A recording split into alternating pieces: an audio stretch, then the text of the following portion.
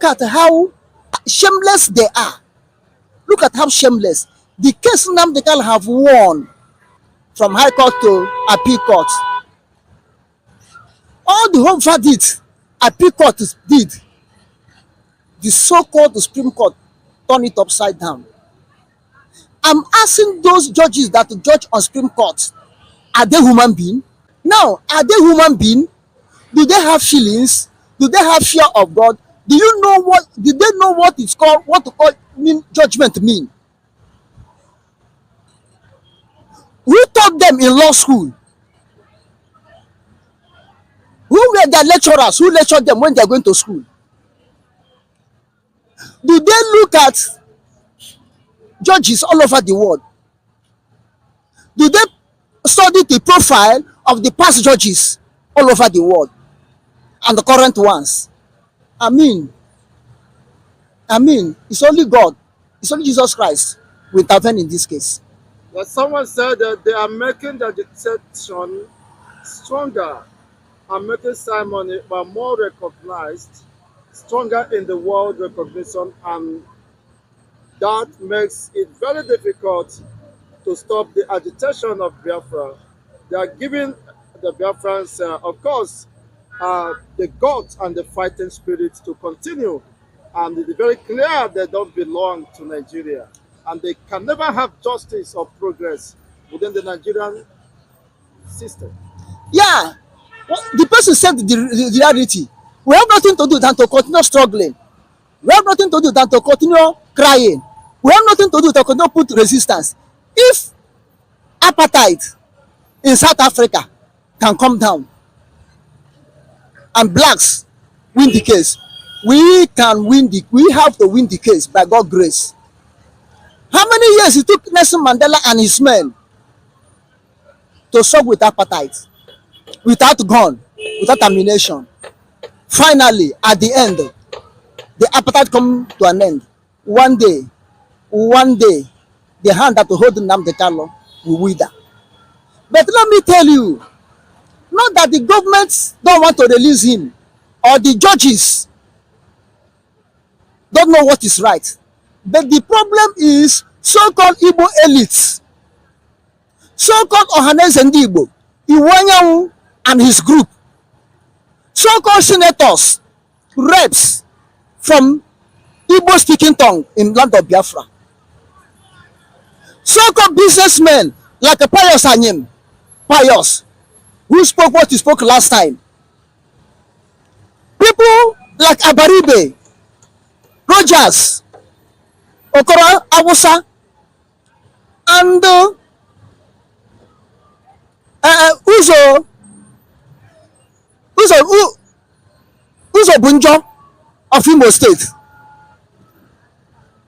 People like Kalon Takalo, the same blood, Gino blood, the same blood of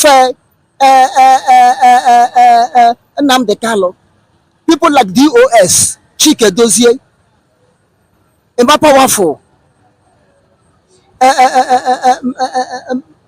Ikenga, Uruago,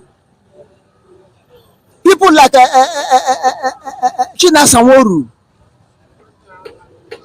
They are the problem. They are the problem to Nnamdi Kanu. You find a job for them.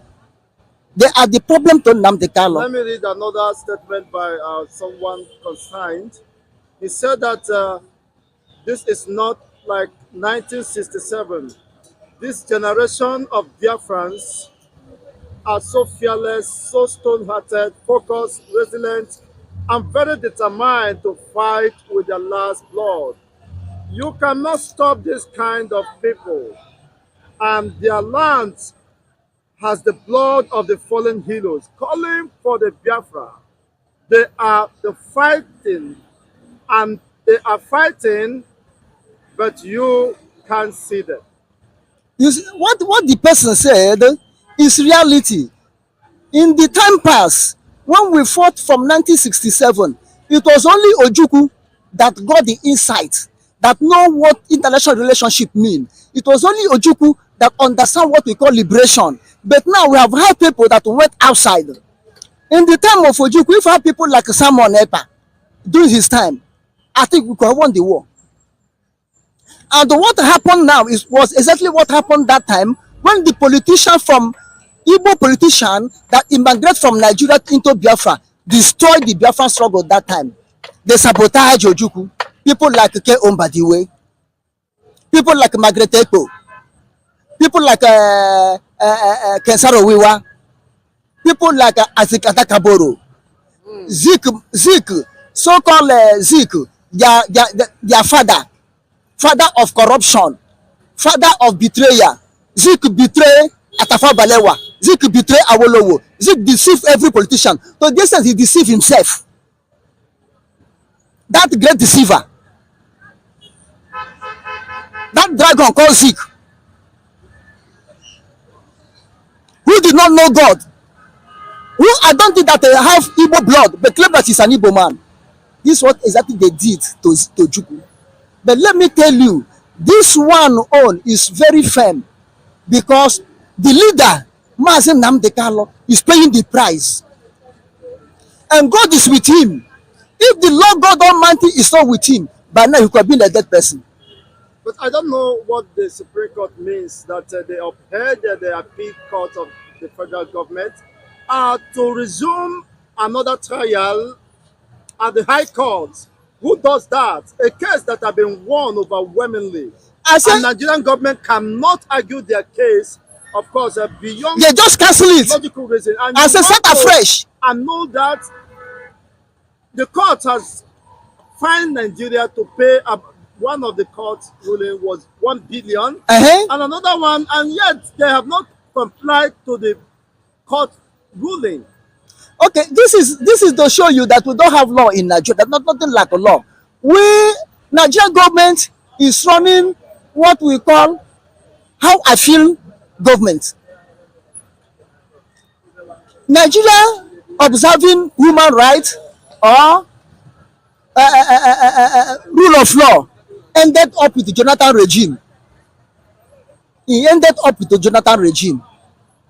Let me read another even one. The military rule, the past military rule are far better than this so-called democracy from 2015.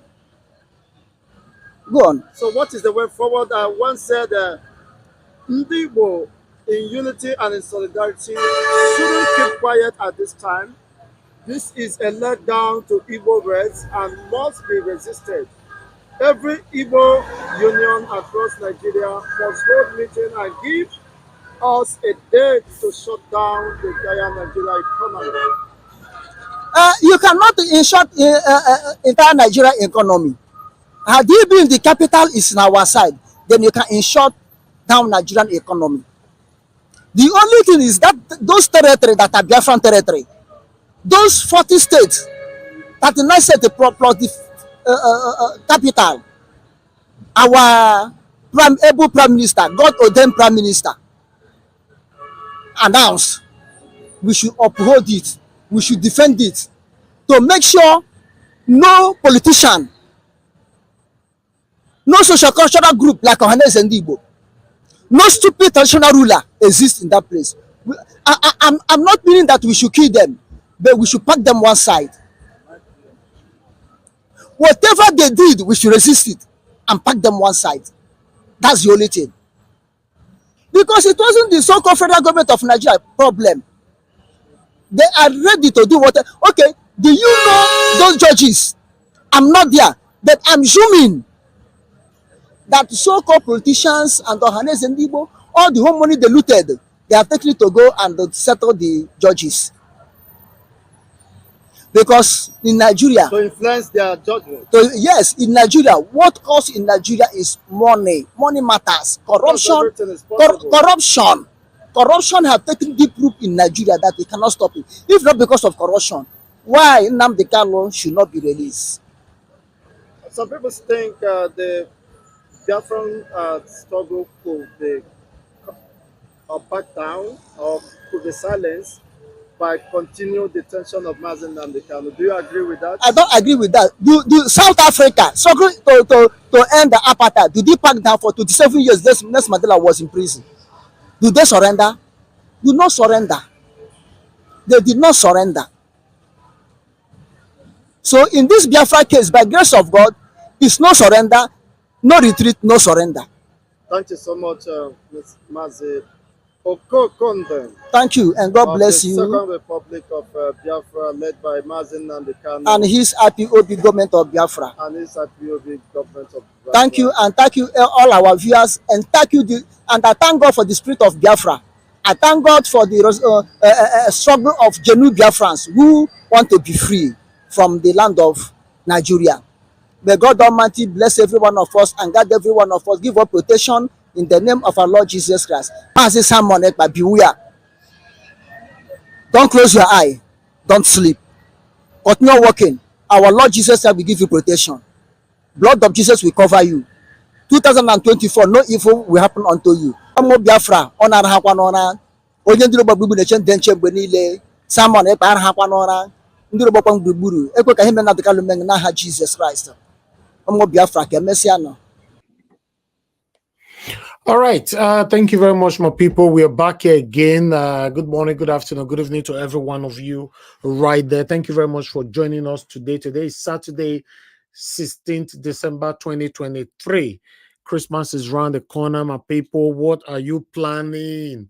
I hope say some of you go kick cow, na go kick goat, na go kick chicken, anyhow, na take lamb for na house. Make una not forget say Nigeria was good day that very day on Christmas Day. Make una come give me my own chicken, cow, or goat meat. Even fish, anyone where you cook, just leave some for me as well. I appreciate every one of you for your time with us today. Today's Saturday, you know how it is. We are not, hopefully, fingers crossed, we're not going to be here for that long. But let's see how it goes. Depend on the people that join us on the panel. But let me quickly acknowledge those of you that is already right there on the comment section. I'm starting with Mother of all Mommy Diaspora. Good evening to you, Mommy. Thank you very much. Happy weekend to you. Thank you very much, Julian Salami. Good to hear from you. It's been a while. Good evening to you. And I can see Timmy DB right there with us. Agbakoba guys with us as well. Thank you very much, Cynthia Omoro Giver. I can see right there, Pretty Solomon. Thank you, my wonderful people. Victory all the way is right there with us as well. And I can see Harry Gold, Michael Organemaro. Good evening to you, sir. Thank you for joining us. Kenneth, I can see right there as well. Wabo Felix, thank you very much for joining us. Good evening to you. Or CXL, I can see right there. Washington Morige in the building. Good evening to you. Adiaha, thank you very much for joining us. Good evening to you as well. Mike Akionbari, my brother, I can see right there. Wanso Emmanuel, thank you very much. Thank you, Cornerstone. Thank you, my people. I appreciate you all.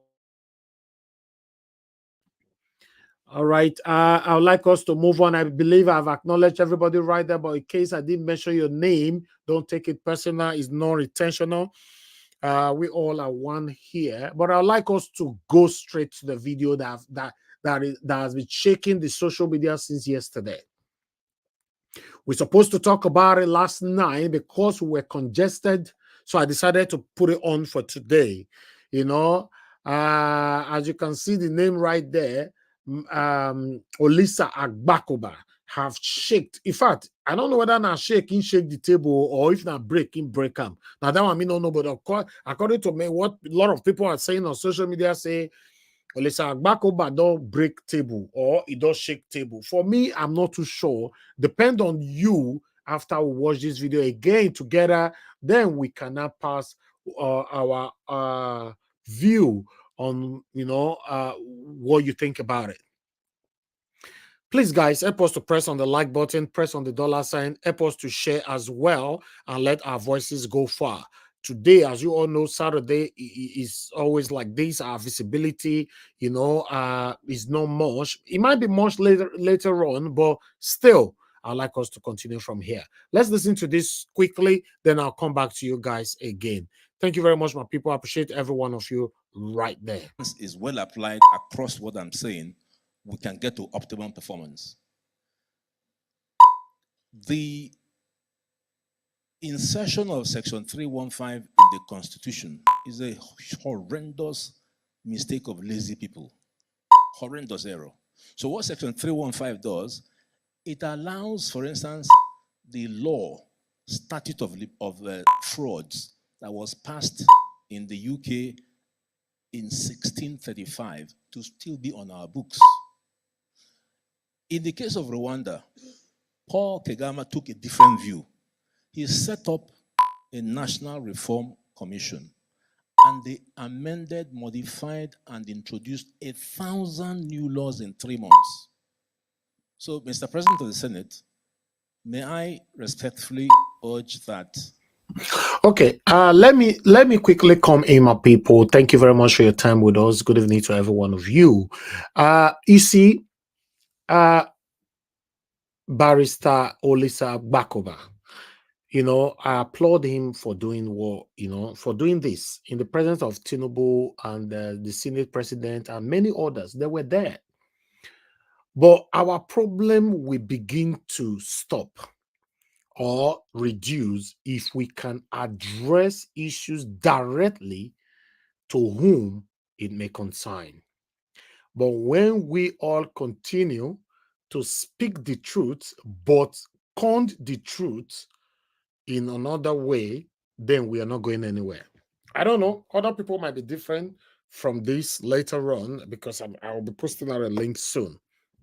In fact, I'll just post out a link right now after this short speech, because Agbakoba was hitting the nail right there on the head, right? And a lot of Nigerians are applauding him right now. But maybe I have a different view.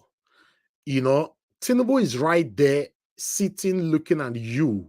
You could not accuse him at all because either you are scared of going to jail or anything. That is why we are where we are in Nigeria.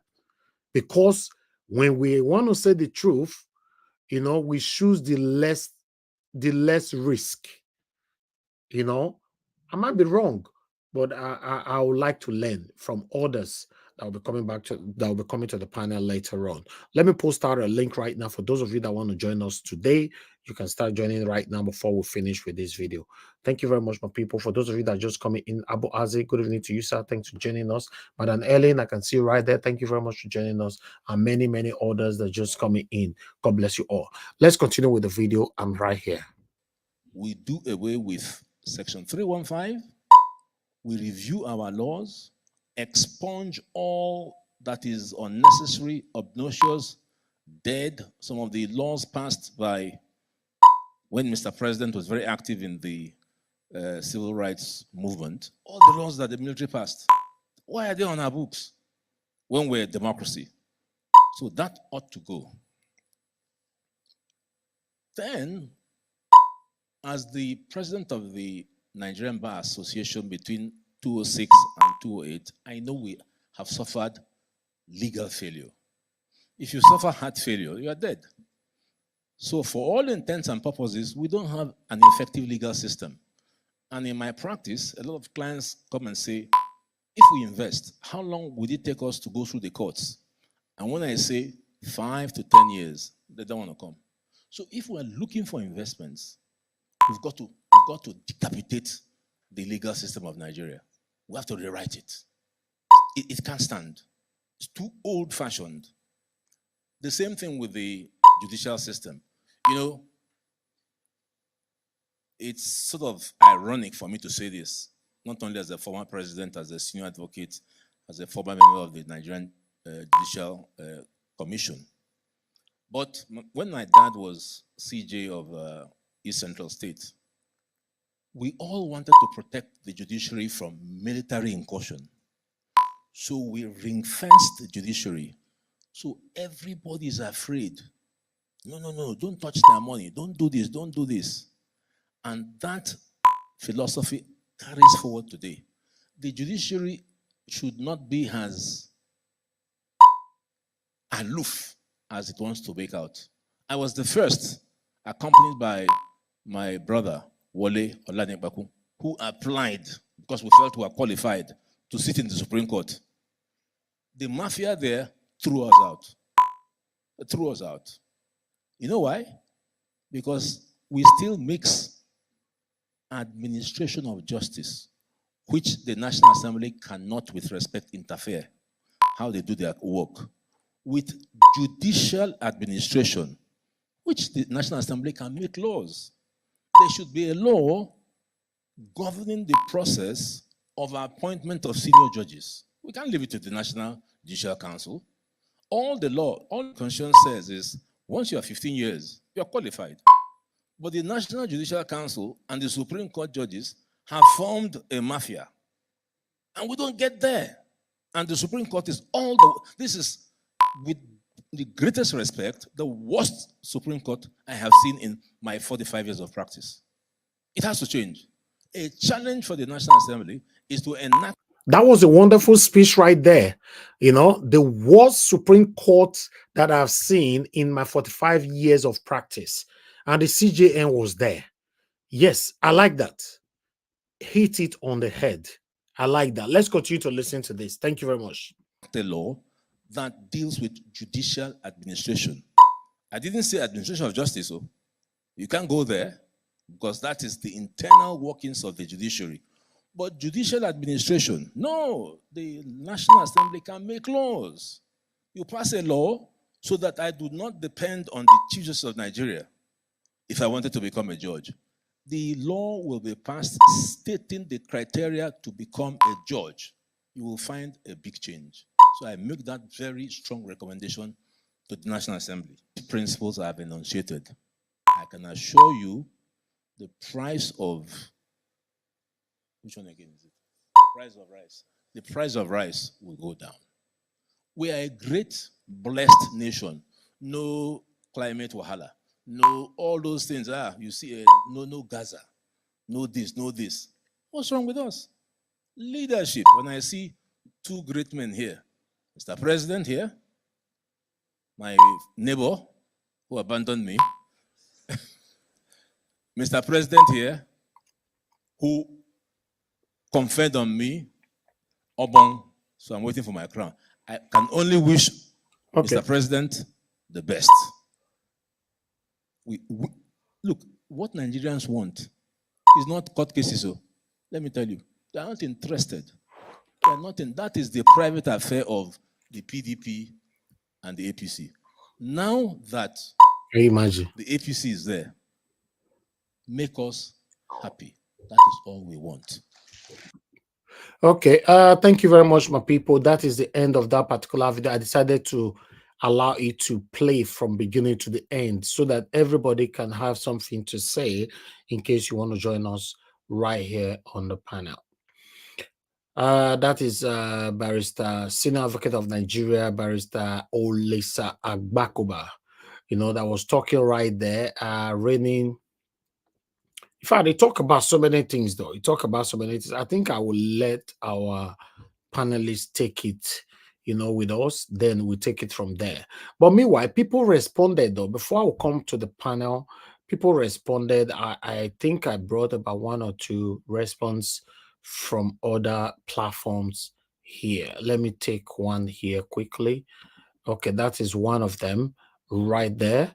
Let me quickly take this. This one is coming from Concerned Citizen. Concerned Citizen saying, I wholeheartedly agree with his submission about INEC around the 11:01 timestamp of this video. INEC, as the electoral umpire, said 1 + 1 is 45. All any incorruptible judge needed to do, which was part of Paul's prayer when they petitioned INEC, was to ask INEC to come and defend their result and show working. That's all. When people talk like this, that means you don't know where the how do I put it on, where the main power or the authority is coming from. But meanwhile, let's move on. We have another person here, the Oracle. The Oracle said, Olisa's speech gave me intellectual orgasm. It is a tale told too often. The best of most class are led by the worst of the class, as politics is normally abandoned by the brilliant students who are quick to pursue medicine, engineering, social sciences, and arts, only to find out late that their lives and happiness is often determined by the former course of classmates who are not the brightest. This one, that one deep. Meanwhile, I have another person here from Credo. Credo is saying Olisa spent time talking to a bunch of corrupt people. Olisa thought he's talking to kids in kindergarten as if they are all not part of the system. Olisa said focus on INEC like, say, Yakubu put himself for power. I agree with Olisa as what he said is what make Nigeria progress and also bring unity amongst us, but to the politicians want unity. Do the politicians want unity? That's a question. No, if there is unity, then they are powerless. Wow. Lastly, everyone is focusing on building a new Nigeria, but none of them is trying to go back to discussions about the civil war and lies that has been used to brew tribalism and bigotry, which is what is causing disunity today.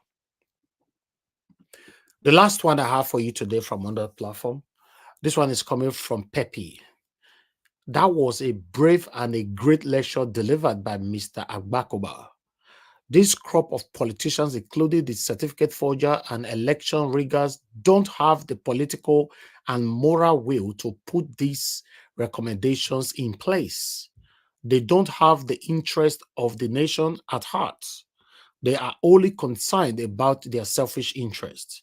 They just want to hold on to the power, brag with it, loot whatever is left in the treasury. That's all matters to them. All right. If you agree or disagree with all that we've presented today, I would like to hear from you guys, my people. That is all we have for you guys today. Good morning, good afternoon, good evening to every one of you.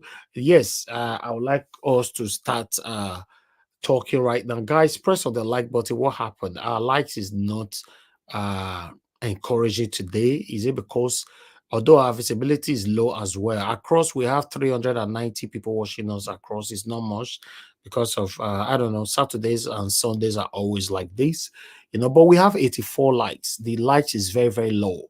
If you can press on that like button to take it to at least let us be staggering at 150, that would be nice. Please, if you can hear my voice, press on the like button, help us to share, press on the $sign, support what we're doing here, encourage our work. Thank you very much. I'd like to take on this call quickly before I come back to the panel.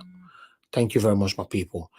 All right, madam. Thank you very much for calling in. Love, God is my strength. Good evening to you, man. Please talk to us. Good evening, everyone. Good evening, everyone on the platform and comment section. I hope we are having a good weekend towards Christmas. The Lord will be with us. Thank you. Now, you see, I'm going to go in other direction. And that is the way I feel when I heard him speaking. Yes, he spoke very well. I would say speaking as one of these, I think this man from, is it Zimbabwe? There's this African man that speaks very well. Talking about leadership in Africa and all that. Yeah, that's the way he's speaking. He came out and he spoke what he said. Patrice Mulumba. Yeah. Patrice Mulumba, yeah. Thank you very much. He's the one. That's the way he came out and he was speaking. Well, I'm going to go on that way. I'm so sorry. I don't respect whatever he says, because I remember during the time when we are going through all the judiciary matters and everything, he was tweeting something else. He was supporting the government. He would say things in two double mouths. He would say one, then he will come back and say another thing. He was fighting and supporting the judiciary against the citizens of Nigerians who have the right for the judiciary to do right by them. But now it's coming out to want to educate people on how the system should be run. All these things they are doing, they are just playing drama. They are not ready, all of them. They even Agbakoba that's sitting there is among them. He's among them. How did he have his money to build houses? How did he have his money to buy houses in the UK? He's among them. He's sitting there. He's also corrupt. So all those things he's talking for himself. What we want in Nigeria is total change. And the total change is the citizen will do it, not them. He's talking to thieves. Sorry for using that word. He's talking to people who are dictators. He's talking to Akpabio, who is signing every document. Is it the one? They are sitting there thinking about what they are going to do next. So for me, all those words he's saying, he's saying it to himself because he's among them. I don't respect it. Thank you. All right. Thank you very much, madam, for calling in. Love God is my strength. Yeah, it's crazy, man. We are not going anywhere. The way I'm looking at it, we're not going anywhere because that was a long 45 minutes video, and everybody sitting in that hall, you know, they are against Nigerians. You know what that means? It's crazy. You know, it's really, really, really crazy. But nevertheless, I'd like us to move on. You know, we have a couple of people with us here already. I'm going to post out a link again in case you want to join us. But I would like to start with Mr. Jonathan Kingsley. Mr. Jonathan, it's good to have you on the panel today, sir. Good evening to you. Please talk to us. Let's learn from you. Oh, thank you. Thank you very much, Mr. Elvis. Thank you, sir. Thanks to everyone. I believe you're having a wonderful weekend. I want to thank you again for the opportunity, and thanks all the panelists and all those that are listening.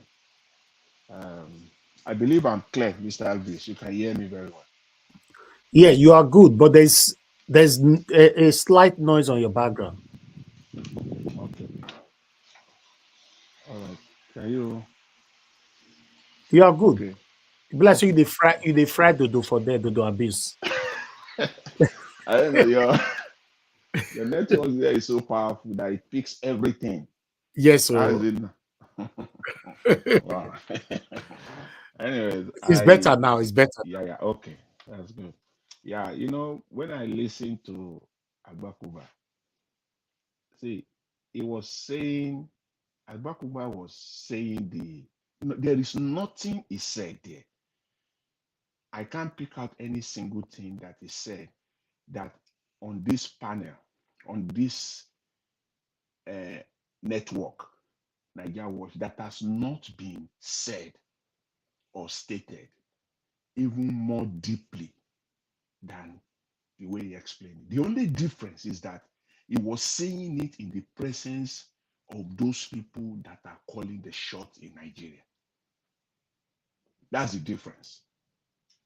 When people speak on this panel or other panel, I mean, on this platform and other platform, they are saying it, they are speaking to the generality of Nigerians and people that cares to listen. Tinubu probably will not be listening, most likely. The Senate president probably is not hearing it, maybe later on, and all the likes of them.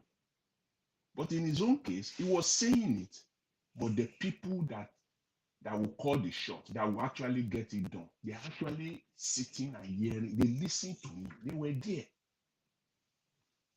That's the only difference, because I don't know where to start from. But let me start from where the caller, ended. They don't have the capacity to do any of those things. They don't have neither the capacity nor the political will to do it. Why? Why would they do it? Because they are crooks. Why would they allow INEC to work? Why would they allow Nigerians to come together as a country, the people to be united? Why would they do that? Because if they do that, that is the end of their reign. That's the end of their autocratic,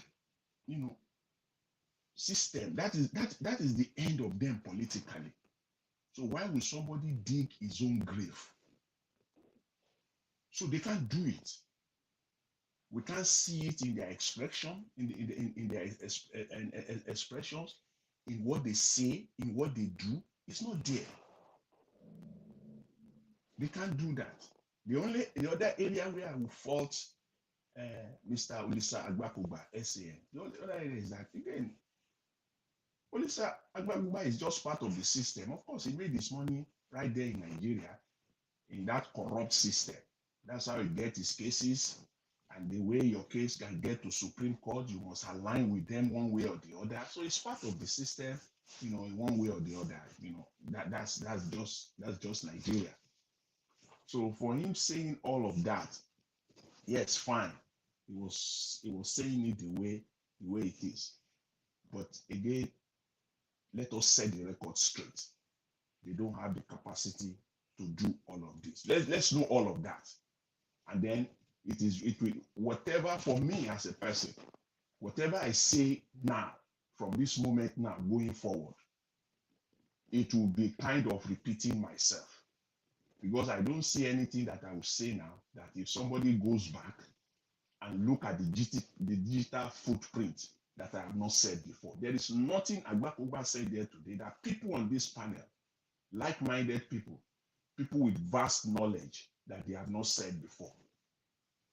But for emphasis sake, and to make the point clear that this thing has been said before, I will make my point on each of those topics that he highlighted.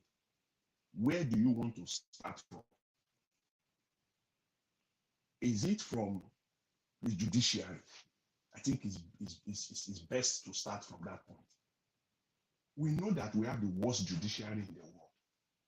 Agbakoba is only speaking from two sides of his mouth, because we all know his comments during the election, immediately after the election, when the petition were going on at the appeal court and at the Supreme Court. We all know what his positions were.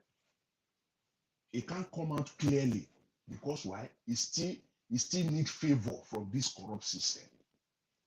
He still needs them. Agbakoba still needs favor from this system, so he cannot come out openly and say things, especially when at the thick of it.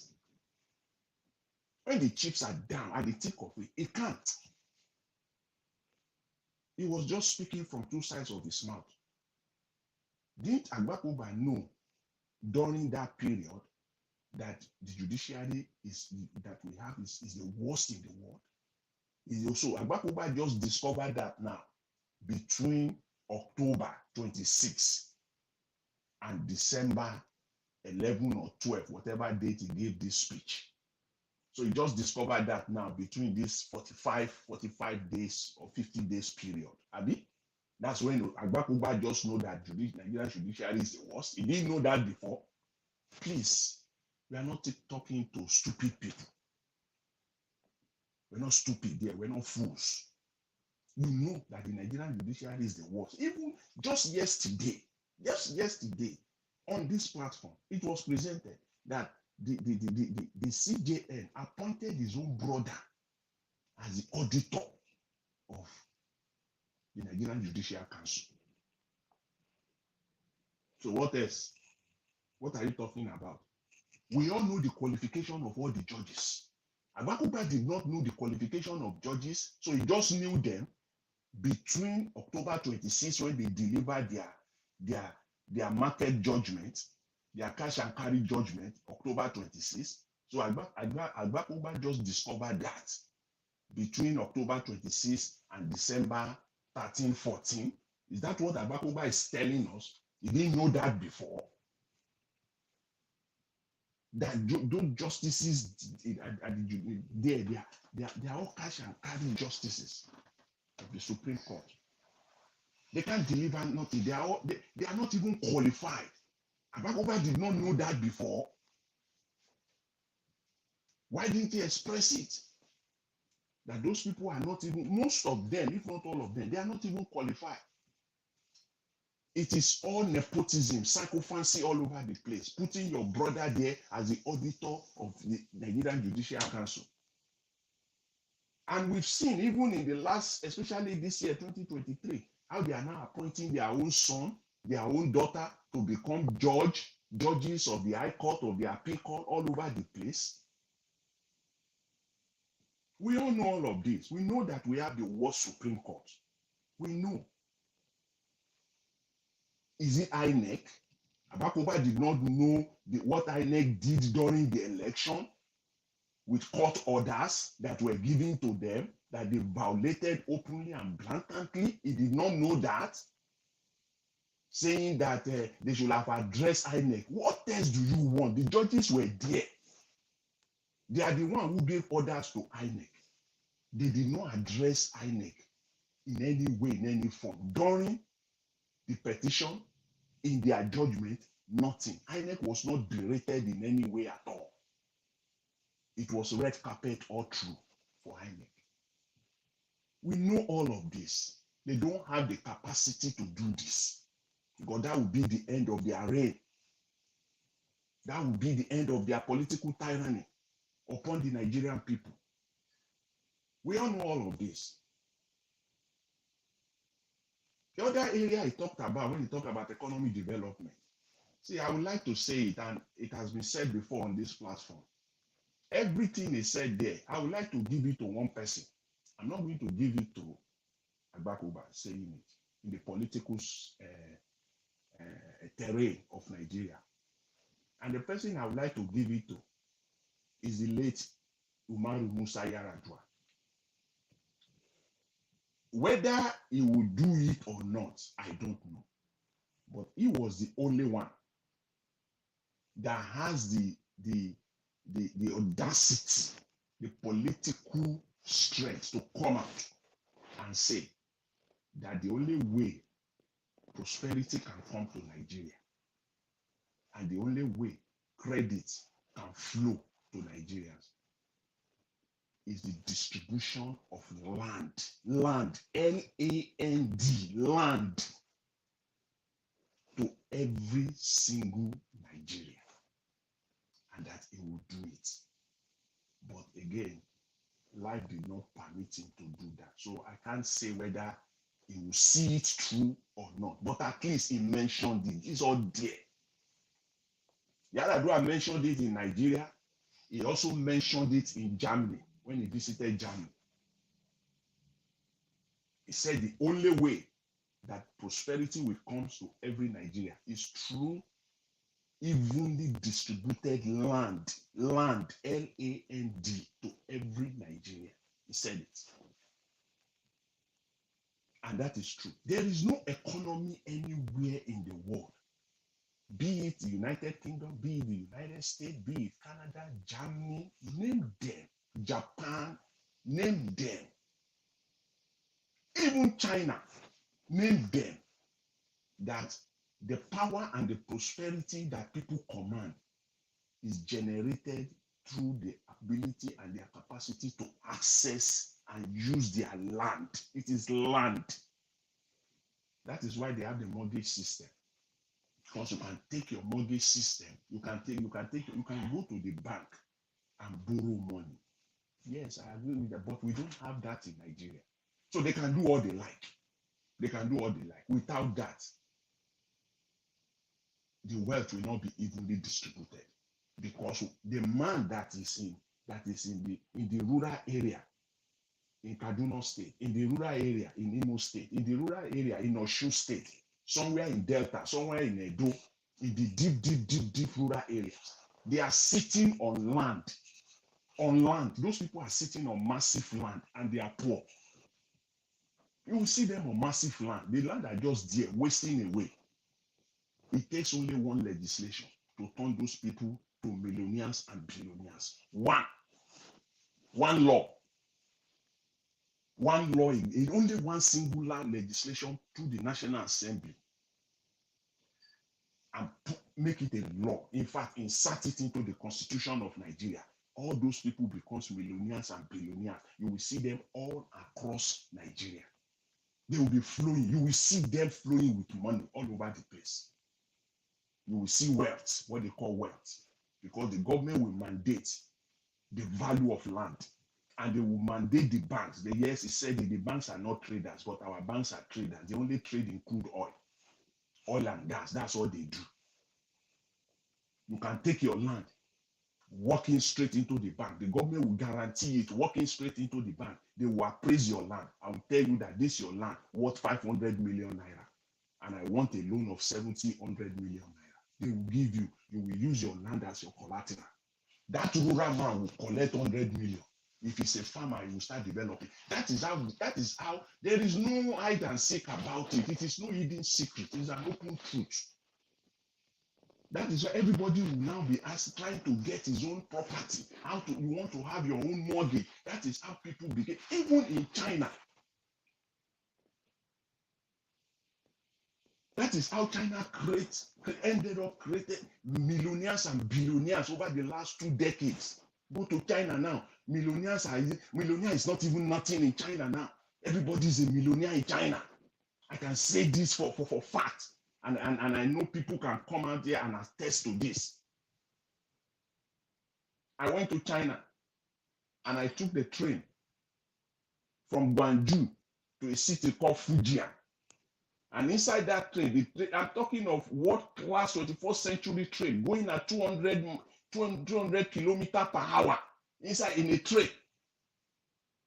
And the person that led me, a Chinese lady, and I was seeing land inside that train, left and right. I said, why is it that people, in each of these places, they have burial ground, that they have burial ground?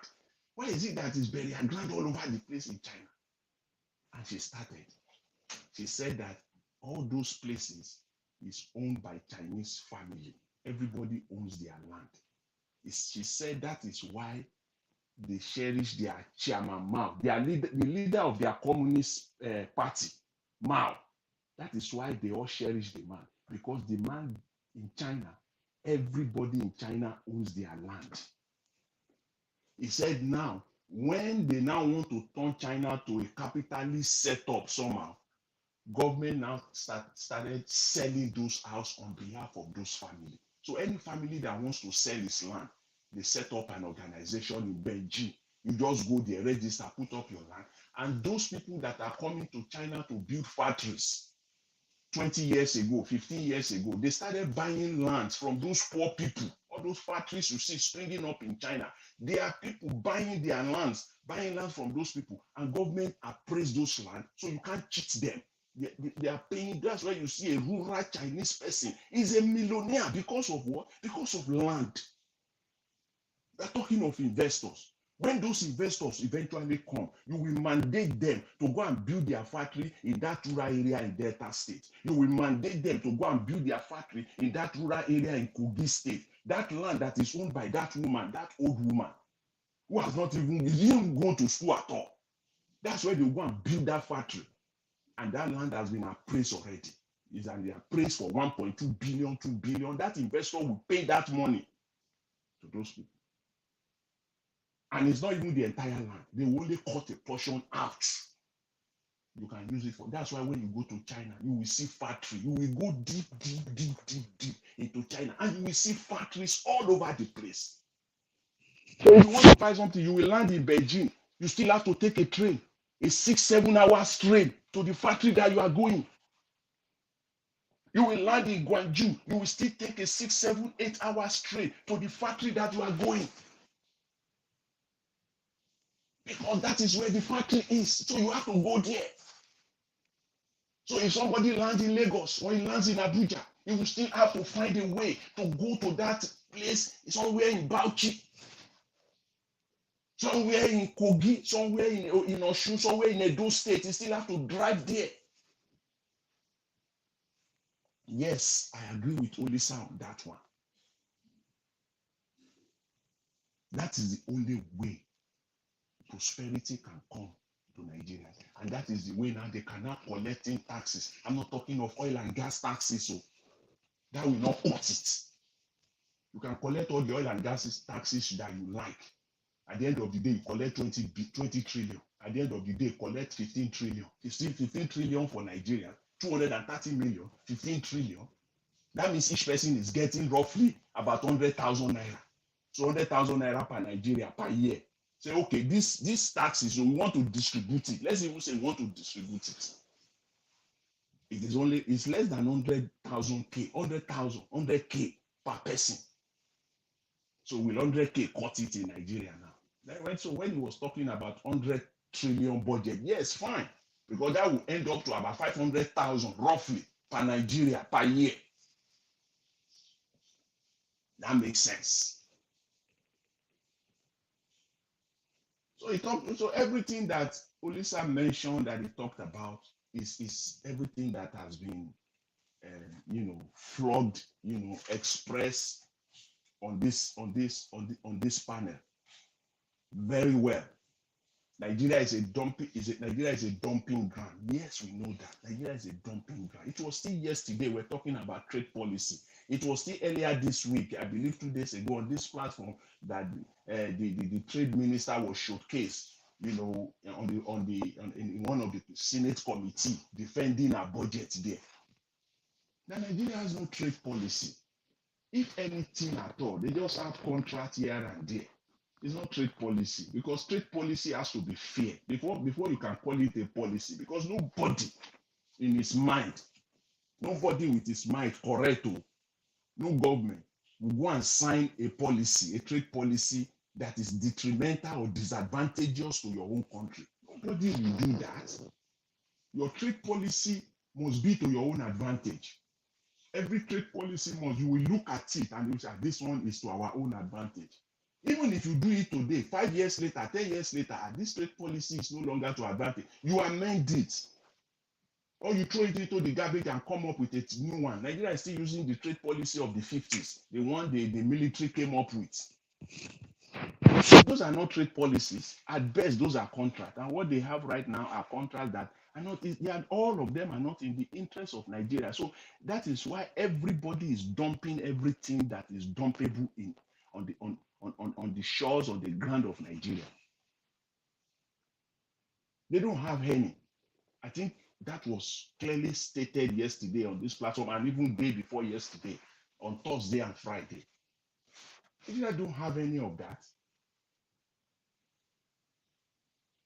So that is where we are in Nigeria today. So I want to at least at the end of it all, I will commend Mr. Agbakoba, SA, at least for stating the fact to a large extent. He stated the fact, but it's not going to change. His fact is not going to change anything, because those people that he was speaking to, they don't have the capacity to do it, because they know it, that if they do anyone, in fact, only one of everything that is suggested, about 7 or 8 of them, if they do, and if they try to implement one of it, it will be digging their own grave. Is it giving economic power to Nigerians because they've weaponized poverty? People must be poor in order for them to retain their power. So if you now want to distribute wealth, it's like shooting themselves in the foot. Therefore, that one is no go. No, it's not going to happen. Is it ensuring that the judiciary is balanced and is working well? That one also is no, because if they do that, they can't rig election again and go away with it. So that one also garbage. It cannot happen. Which one are we talking about? Is it the CBN that you want to take those power of supervision away from them and give it to another agency, so that CBN will focus on its primary function, which is monetary policy? That one also is no. Why? Because if they do that, they can't steal again. The money theirs, because there will be a body that will now be monitoring them and supervising them. So they can't do that again. They can't do that. So that one also is no, garbage. The idea, which is a fantastic idea, that agencies are not supposed to be collecting revenue. A good example, NPA, Nigerian Port Authority. So that's where the bulk, aside from oil and gas, that's where the bulk of Nigerian revenue comes from. That port in Lagos. Those NPA, Nigerian Port Authority, they deliver to Nigeria at least 10 trillion naira per year. If you take it away from them, heads will roll in Nigeria for that to happen. Do you know the people that are milking Nigeria through the Nigerian Port Authority? I said heads will roll if you want to take that one away from Nigerian Port Authority. So that one also, very, very unlikely, garbage. So that leaves me with nothing. It leaves me with nothing. It leaves me with nothing that they can implement any of this. The only way any of this can happen is for a total overhaul of the politics. These are not the people. If you only need to look at the people that are calling the shot now, then you know that they have the capacity. As I started, they don't All have right. they don't have neither the political will or the capacity to do any of this. If they do, then we know that, oh, this can happen. Thank you. Thank you very much, Mr. Elvis. Thanks for the opportunity. I really appreciate it. Thanks to everyone. Thanks. That was a wonderful submission, Mr. Jonathan. Thank you as well. That's why I have to leave you for that long to really, really talk to us, because for me, I'm learning from you as well. Thank you. Thank you very much. Before I call on the next person to speak to us, I'd like to quickly appreciate Love God is my strength for his super chat. Thank you very much, madam, for your support. Always, I appreciate you. Thank you so much. Guys, help us to press on that like button, help us to share. Hopefully we're not going to be here for long today because we don't have much people here. We are only five of us here. So let me come to Mr. Mashola. Mr. Mashola, it's good to have you on the panel. Good evening to you, sir. Please talk to Yeah, us. good evening. Good evening, Mr. Elvis. Yes, ma'am. Good Good Good evening, evening, ma'am. everybody. evening. Happy Mr. weekend. Mashola, please hold on. Thank you, ma'am. Mr. Moshla, I beg no vessel. Yeah, too. I come in because of what Mr. Jonathan was talking about. I wasn't going Okay, to yeah. come in at You want all. to interject? Go Yeah, ahead. yes, actually, I just not interject. I just want to buttress what he's saying. Okay, okay. That Agbakoba said concerning every Nigerian owning a land, every family owning a land. If you, I don't know if you can go back to all my submission, you can see that I've said it before, long before, before these people came to scatter the whole plan of the indigenous people of different places in Nigeria. Everybody before, every family has a land in Nigeria. Every family, they have their land, which as when you grow up to become, I mean, I'm talking of where this side I know, which is though going Delta, those areas, when you grow up to become like 18 years, you know, almost getting to marry age, they always give you a plot of land for your family. Hmm. And that land is supposed to be acres of land. You understand? And it is yours. My grandmother has a lot of about three or four. My So that grandfather too. happens in Benin as well, right? Yes, they used to Okay. give them. Yes.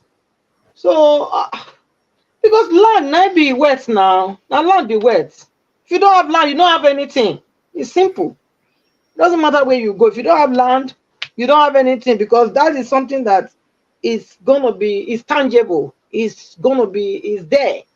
You can't say you have finished it. You don't eat it. It's not something that you eat. Land it will always remain in that place. And as time goes on, you can always do anything with it. You understand what I'm saying? So Hmm. it was like that before these people came and dispossess, use this trick to say now government get everywhere. How can government get everywhere? Excuse me. How? There were families that owned these things before. Nigeria forest. They say now government forest. Now people get those farm. Now people get them before now. They drive the people away and collected it. So what are we talking about? I beg that country.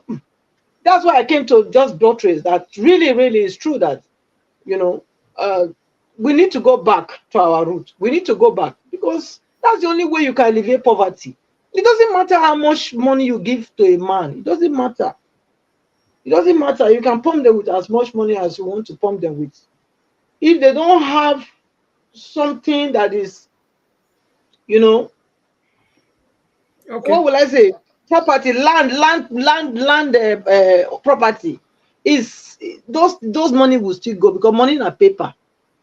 They are not Exactly. paper where when they manufacture or whatever give unto us. Land, they know they come up for there. Well, You it can doesn't use your happen anymore these days, right? eh? I say it doesn't happen anymore these days. I know now. They don't collect everything now. It's not them get them. And then get them now. So that's it. If your family could not fight to retain their own, then they didn't have anything. So that's And what if it is now. and if you Uh, even look around the kind of houses that we're building these days, we don't have green areas anymore. No. Everybody just Imagine. build and build and build and build and build. No Uh, trees, nothing at all, no no, farm. can you imagine? They're not even considering the natural drainage that God placed in every No. place. There's a natural drainage. God has made it. Made a plan of his head. Okay, where the water will Nothing is pass. wrong in Everything is Nigeria. there. So they're blocking everywhere, building everywhere, doing all. I beg. They are saying it's a climate change. It's not climate change. It's human mismanagement. So that's what I call it. Yes. So I'll leave it like that. Thank you. Thank I will be on the background. you Thank for you. bringing that Thank you, up. Mashallah. I appreciate. Yeah, you're welcome. Thank you, Thank Oga you. Mashallah. Please talk to us, sir. Thank you. Let's come back to our senior brother Sam Agbakoba. Mm. Spoke very well. At least I can't fault it for at any point. But the painful part is looking at that video. You see people they're talking to. They are talking to them in the right ear and it's going out on the left ear. Those guys don't look like who have plan. Our president sat down there, no notes. He's not taking any notes. It's just like coming to a normal lecture, just sit down and go away. The painful part is somebody said on the comment, the bright ones, engineers, lawyers, bankers, and doctors don't go into politics. I always say it when I was still in Nigeria. I said, the people ruling Nigeria are those who don't come to class. They are behind, they sit at the back seats. And then we, the ones that went to school and graduate, are the one begging the man that refused to enter the class to get a job. That is a typical Nigerian system. Olisa is speaking now. Nice, beautiful. But he's speaking to people that never went to class and all they have in their head is corruption. The only part I didn't like in his lecture was telling them where the money is. And I'm so sure that is what they are going to look for by next week. Because you are giving them clue where they can get the money and the parasitors that have the money, which most of them don't even know. You see your Senate president taking notes as if he will do anything nice. It's only Nigeria's people you will work in a government parasitor for 30 years. I can't boast of even a car, not talk of land or a house. Some days back, he showed us a police officer living in a tent. Someone that's a police officer living in a tent can't even only go know how many years I spent in the police force. He can't even boast of a small self-contained. It's a tent he's staying. Now, Olisa is speaking to people that have been stealing and they stole the country blind. Arolawa, you are there sitting down.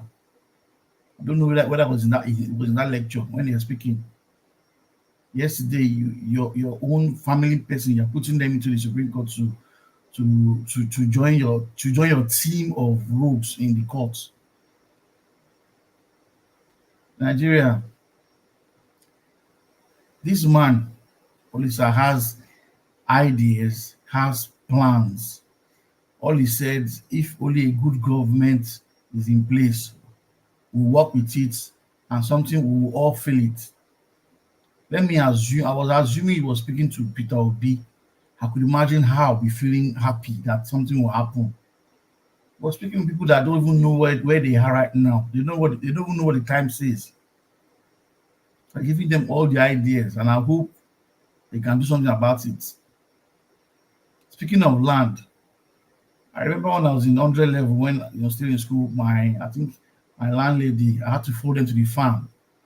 And when she showed me the land, I was scared for my life. Say, this is your land. Say, yes, this is our family land. That is their own father, not their uncle, their own land. Acres of land in the bush. This person I'm talking about is no more in Nigeria. I don't think they even know where the land is again, if they even want to find it. If they say, okay, go and take your land. And everybody in that community have their own land they farm in. Because Nigerian government don't care. It's all about themselves. Selfishness, me and my family. That's why the country is the way it is. You can't go to the bank and take a loan. You have small eye people. There are many Nigerians that have beautiful ideas in their head. They've written proposal, but no money to fund it, all because of the kind of government we run. You can't go to a bank and say, I need money, this is what I want. First thing is, where's your collateral? The man does not have a land, not talk of who have anything to tie down. If only Nigerian Supreme Court and the senators can work together and fashion out how things can be fixed, and this government itself, Tinubu, can work everything out just like he has said, there will be hope. But not trying to do any of these things this man has said, there is no hope. And looking at the people that are listening to that lecture, they didn't even look as if they were excited, because all they liked was we had some group that was ready to clap. Only for him to say, I don't want to, he said, please don't clap for me. Because that's what they know how to do, clap. Even when somebody is saying rubbish, they will still clap. The man is talking sense to your head and you want to start clapping. Don't clap for me. Listen to what I'm saying. That's what he was telling you. In the peaceful parties, I know many of them didn't write anything down. They are here to surprise us. Maybe by early, maybe January, we can see something. They will know, yes, you have done something. Tinubu and your cabinet, police have dropped all the hints, all the secrets, what you need to do for you. Get rid of customs taking money from the port, and port authorities taking money, but that is where all your money is going to. And the painful part is, I won't say, let me say allegedly, because there's no how Tinubu is not involved in those money they talk in ports, because it's Lagos State. They are always interested in taking money, bunje, small money. One naira. There are many people that if you go to the port and you find that, if you do investigation, you find that many people collecting money from that port authorities. This one family, this one Agbero, that one development fee. You will be surprised the kind of people that are collecting money from the ports. But if they bring somebody, a new parasitic, taking money and taking revenue for Nigerian port authorities, all that rubbish, you will not see it. And then the right amount will be disbursed into the federal government coffers. But of course, Olisa is just talking to the wrong set of people. They are here to surprise us. You are saying INEC. The only thing that you are just heal the nail straight and attack INEC straight. There's no need trying to beat it around the bush, because the president is there, you're trying to paint it nice. It will still okay, but I know they would have cautioned you before coming to talk. You would have just hit the nail everywhere, let everywhere burst. Because you've gathered chiefs together in one place. All of them are sitting down together, listening to you speaking. But they've tuned your mouth not to say everything. But the good thing, at least you said some of the main points. The worst Supreme Court. Ariola, you can hear, you say you're the worst Supreme Court. It should be a shame. Supreme Court is now a court where we have family members, extended families as judges. I wish that if that's how things are being run in the medical sector, maybe we'll not even go to the hospital again. You have the wrong people in everywhere. Someone that doesn't qualify to be a judge is a judge. It's a pity. And the peaceful part is those who are educated are seeing things going bad, but they are helpless. The few ones are still coming to talk, because Nigeria is being ruled by the worst of us, and then the best of us that can still manage to stay in the country are still there. The best that can stay are out of the country. If Nigeria things start working, we will be so sure that so many people will come back to Nigeria and the country will move. So Tinubu, I know your people will be here. I think maybe on holidays. If your people are here, please you should tell him to do what. Just if you can watch it again and take note and go and give it to your boss. has told the mandate. Let him try and do any one or two of those suggestions he has given. It will be nice. So in Nigeria, you graduate. You just like you finish NYC, there are more confused people. Yet we keep turning out graduate. There's no job anywhere. For street people, someone that is a graduate and doesn't have a work, idle hands are just doing rubbish everywhere. And our elder ones are not, they're not bothered. A man has survived, gone through work, train his children, yet they are graduate, but they're still feeding them. That's the kind of country we have. We have in Nigeria now, which is not fair. So, Mr. Elvis, let me stop at this point and let the next person talk. Thank you. Oga Mashallah, it's good to have you here today. God bless you. All right, let us move on to the next person. Thank you very much. Amaka here, I can see right there. Thank you. Kingsley Ogera here, I can see right there as well. My people, as you just coming in, Cassava Junction, I can see you as well. Thank you very much. If you're just coming in, please help us to press on the like button. Okay, let's hear from Mr. Oduwa. Mr. Oduwa, good evening to you, sir. Happy Sunday to you. Please talk to us. Good evening, Mr. Najawash, all the panelists, the commenters, listeners, and the viewers. Hello, can we hear me? Yes, sir, we can. Thank you, sir. Okay. Although I just came in, that is why I have not been seeing chance since because of the work early morning and night. So, what I heard is what I heard is where I will now say something, because I heard that they said Agbakoba, we are talking about land, and one auntie said land was before. Of a truth, what destroyed our Nigerians, because let me say it, Nigerian, we have many foreigners who came into the land, who are adopt themselves to become Nigeria. They adapt and they adopt themselves to become Nigeria. So that is what lead to this Buhari and his people destroying everywhere that day, because looking for a place to settle their own brothers they brought from different directions. Now, or even the Yaraduas, those are what they wanted to do to make their brother, not to make land worth of value, but to make their brother a settlement that they can stay. When we did not have a country called Nigeria, when everybody were living as a black who occupied the distant forest, how do they call it? The Sahara forest or whatever forest. Everybody have a land. How the communities gathered and give a land to a child that is born in that community, or a person who came to that community, when he grew up to the stage to build house, they give it the land to build house, they join the person to build the house. When you come to any place that time, you doesn't buy a land to farm. Farm as many as your strength could.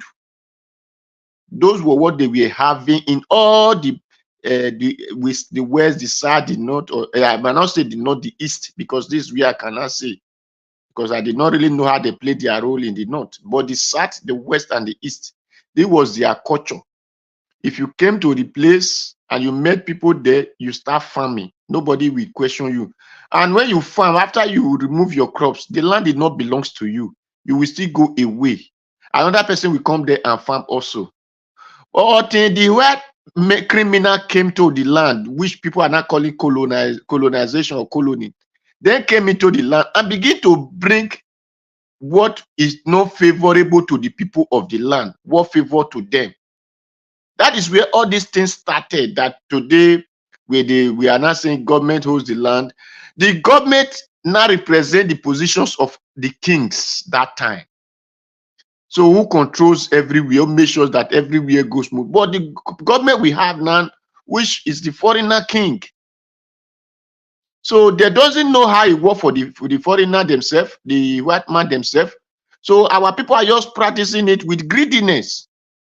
So that is why today, even the Babio that we are talking in a video, it was the one buying SUV because of bad road.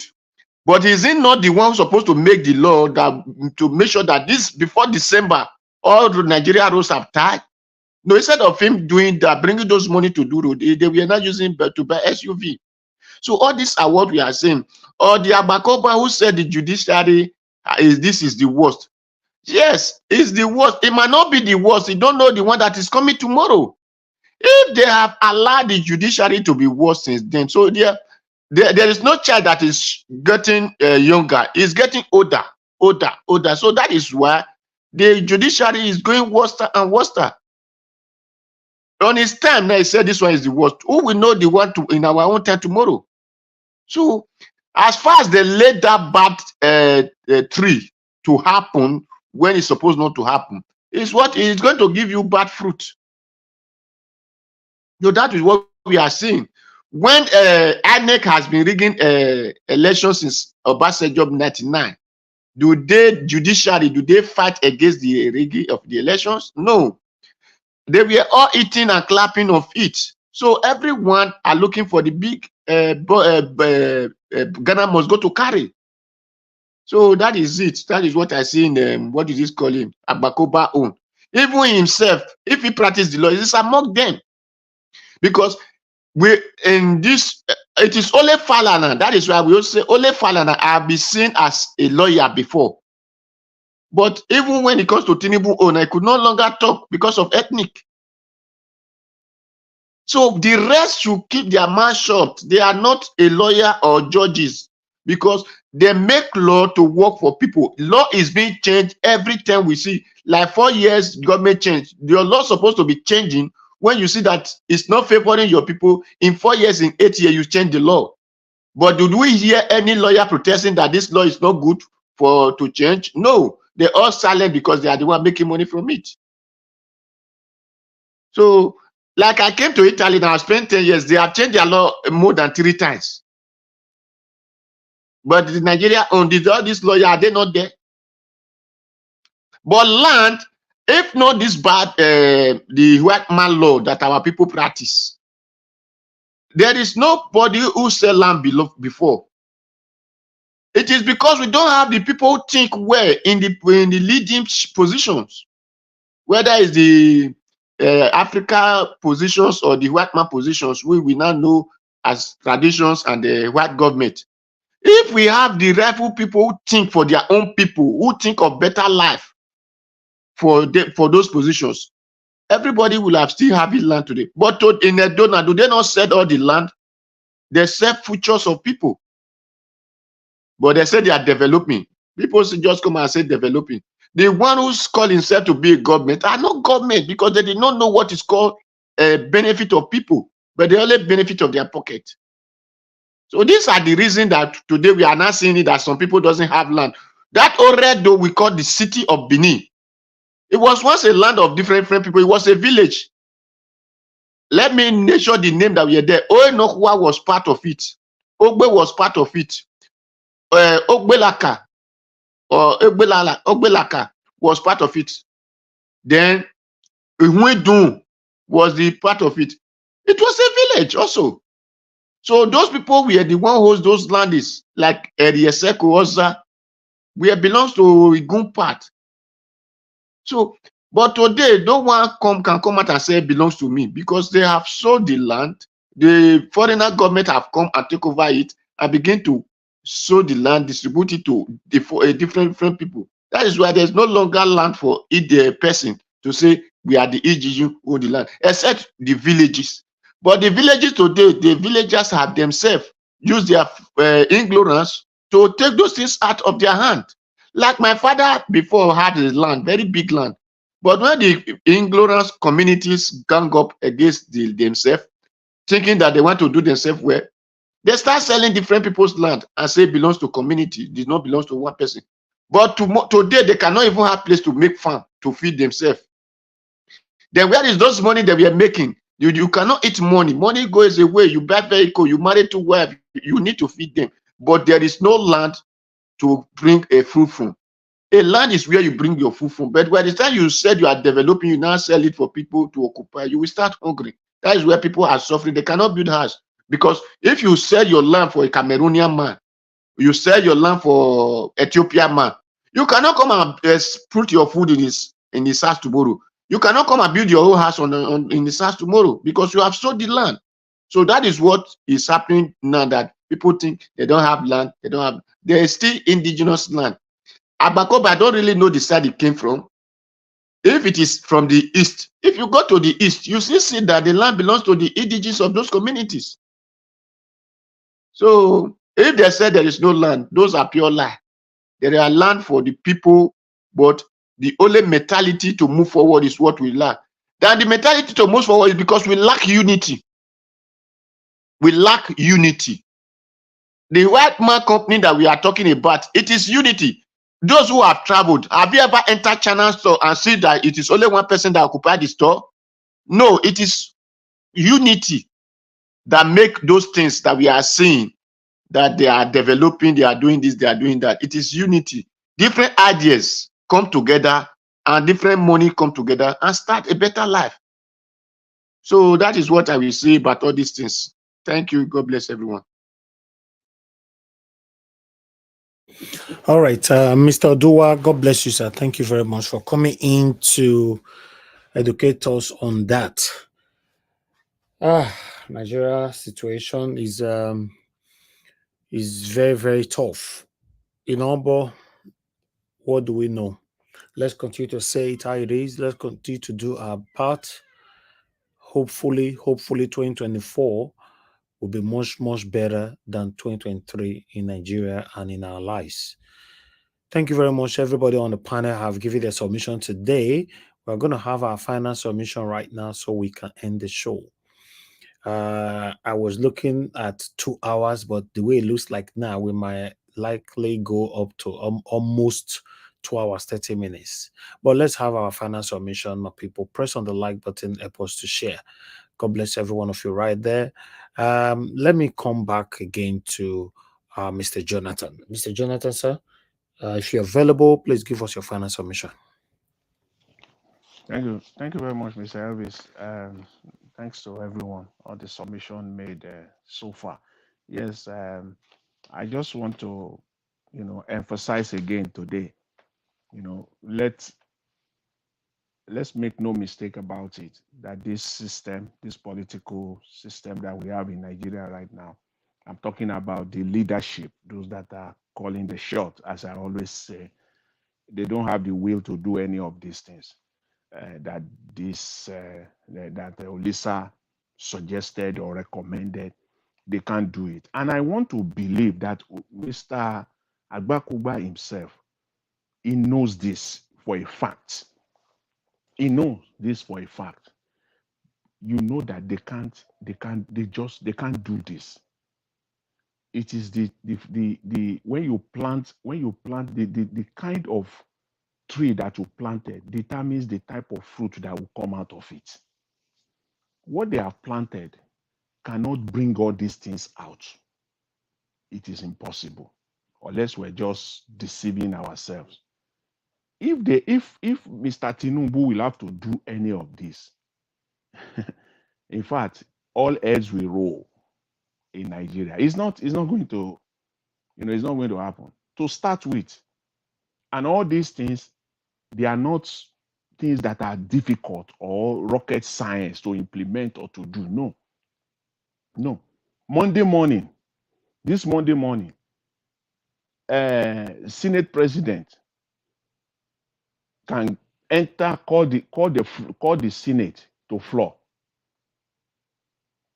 and bring this out, or by the end of January, the beginning of 2024, put it on the floor of the Nigerian Senate. The land guarantee, set up a land guarantee corporation in Nigeria. You see all this money that they are distributing, giving people 20,000 naira, distributing money all over the place, siphoning money. It is needless. You don't need all of that at all.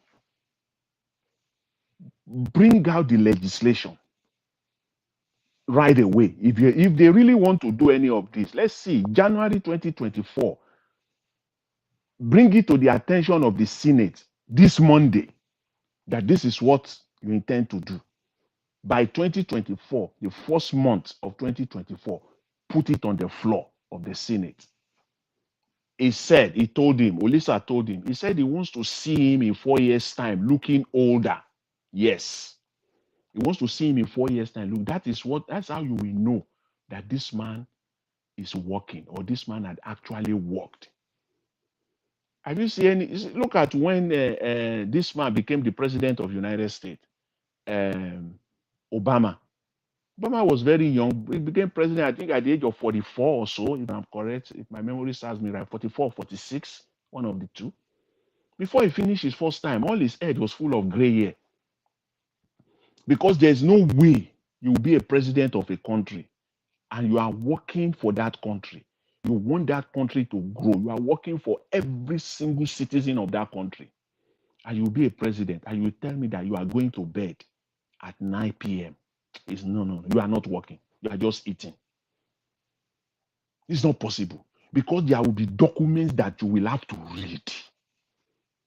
You will have to read till 1 a.m., 2 a.m. in the morning, because you know that by 8 a.m. they have scheduled you for a meeting the next day, and you don't want to go there and be talking rubbish. You don't want the civil servant to come there and bamboozle you with facts and numbers, so that they want you to put your hand and sign nonsense and be signing the life of your citizens away. You don't want to do that. You want to get there 8 a.m. in the morning and speak to them the fact. For you to do that, there is no way you tell me you go to bed 8 a.m., 9 p.m., 8 p.m., 9 p.m. It's not possible. You will read. You will read documents till 12 a.m., 1 a.m., 2 a.m. That's what he meant when you say in 4 years' time, you will look older. Yes, that's a fact. You will look older. Not in Nigeria. They look fresher. They look younger. They look fresher, because all they do is they siphon money, travel all over the place. Every week they are out of the country, taking holidays all over the place, eating food. Look at the amount of money they allocated for food alone. For food alone. You will know the type of wine they will be drinking. For their lunch is wine. For dinner is wine on the table. Because they don't pay, the money does not come from their pockets. Let's just talk it the way it is. These are not people that are working for every single citizen of Nigeria. They are not. As a Senate president, the man, my brother, brother Omoshola, yeah, he said it. He said he has opened some areas for them. And he said by Monday morning, they will start, go and look into it, how they are going to. Yes, they will do that. I agree with you. They will do that.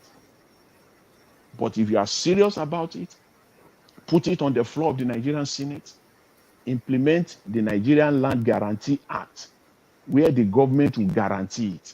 Inside that same act, the banks of Nigeria, you will mandate them. These are your function. If I walk into a bank in Nigeria, and I have all my documents, I have my land, the bank of Nigeria, any banks in Nigeria must be able to guarantee and give me a loan specific.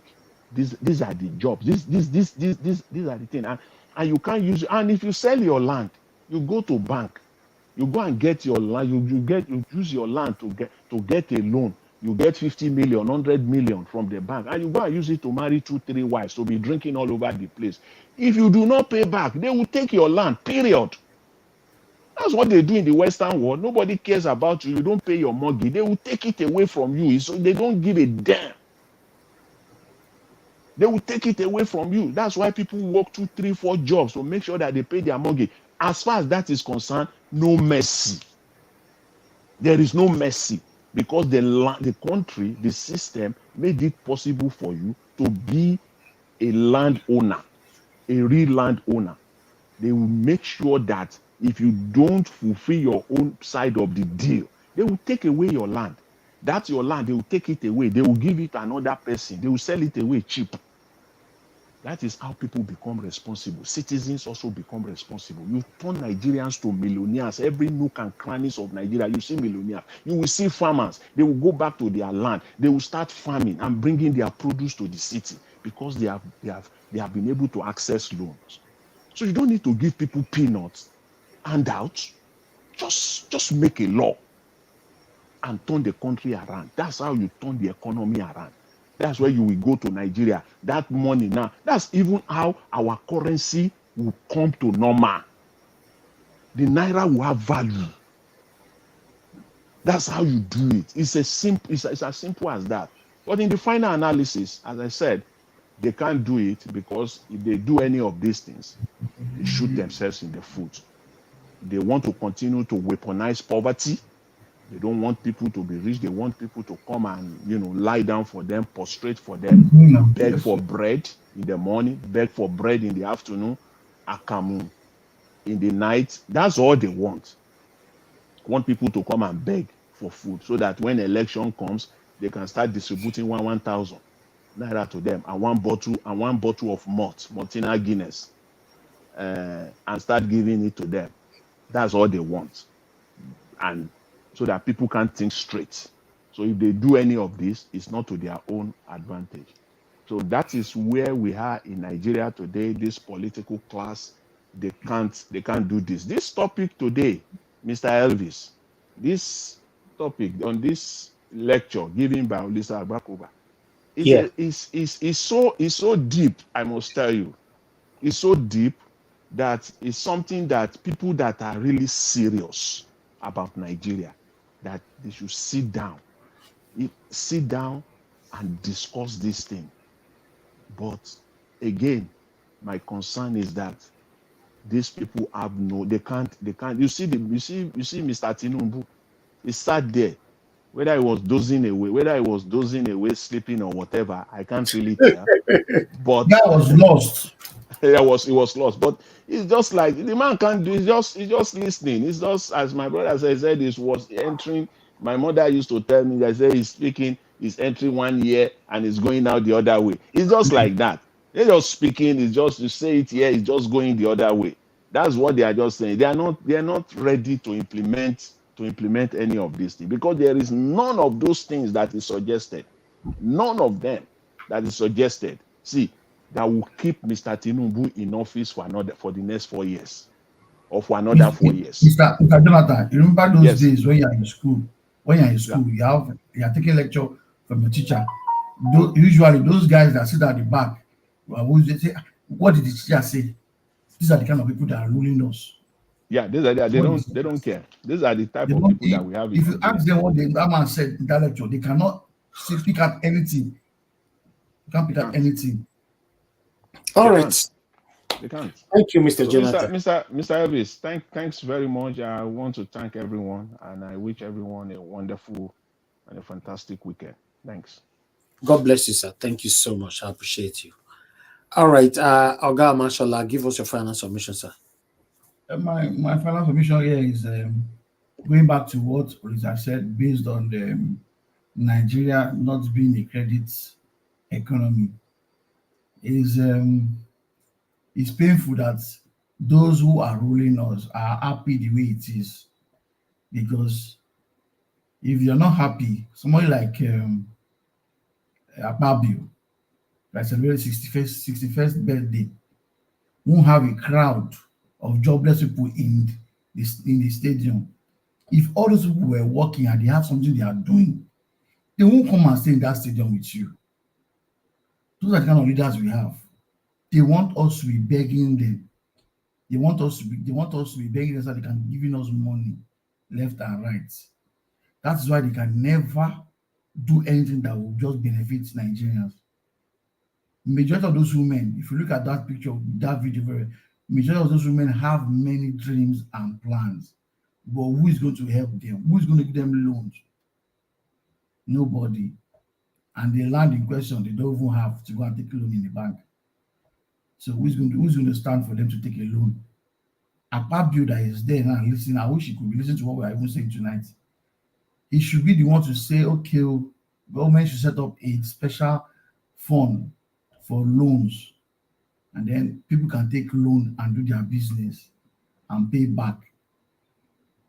I've sat down many places where people say they take government loan, but in their back of their mind, they're not paying back, because the way the government have set up things, everybody is stealing in government. So who is going to, if I take a loan from government, it's not my own share I've taken. That's the way the Nigerians see it. So even the government say, come and take loan, back of their mind is we're not paying. I've seen where They've said, come and write your name, we want to give you loan. But everybody's mind is, I'm not paying.